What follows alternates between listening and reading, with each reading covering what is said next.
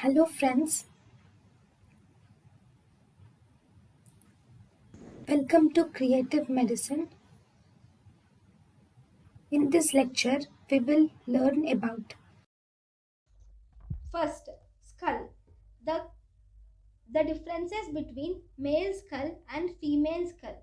Capacity of male skull is 1500 to 1550 cc. Capacity of female skull is 1350 to 1450 cc. Eminences: glabella, supraorbital ridge, zygomatic arch, external occipital protuberance. These are more prominent in males, whereas glabella, supraorbital ridge, zygomatic arch, and external occipital protuberance are less prominent in female skull. Frontal and parietal eminences are not prominent in male skull.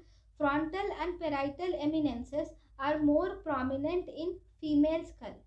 Orbits are smaller, squarer, and round orbits are seen in male skull.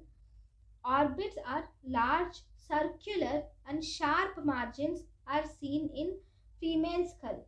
Mastoid process is large and blunt in male skull. Mastoid process is small and sharp in female skull. Digastric groove, that is the groove which runs just by the side of mastoid in the skull. So this digastric groove is deep and prominent in male skull. This digastric groove is shallow and less prominent in female skull.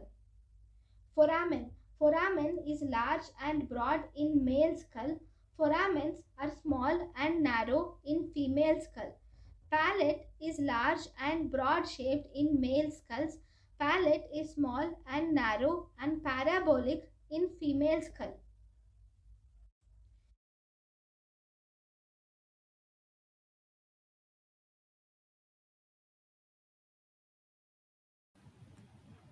Hello, friends.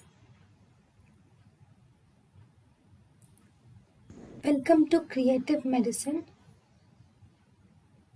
In this lecture, we will learn about